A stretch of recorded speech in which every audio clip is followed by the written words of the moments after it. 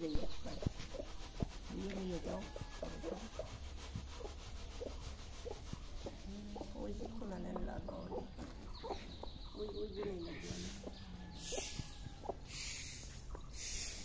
হলো গ্রামীণ জীবনের শান্তি।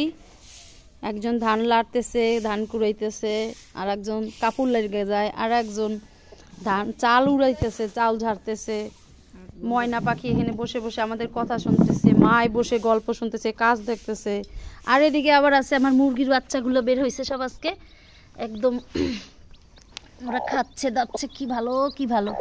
কিরে কি অবস্থা, আসনি ভালো? ও মা, পা ভাঙ্গে যাবে তোরা এরকম করলে। আয় আমার হাতে আয়, আসো। দেখছো, এটা হলো গ্রামীণ জীবন।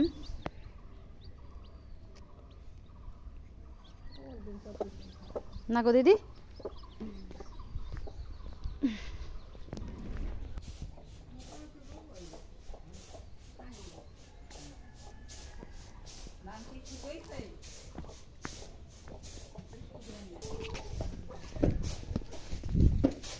হ্যাঁ ধরো দি, শাড়ি পরে আছিস, ধানেরটা লাড়া দি। আগাও ধরো দিদি, দাও ওদিকে আগাও। জালে দিতে পারে না, আমি আবার অত মেকার হইনি।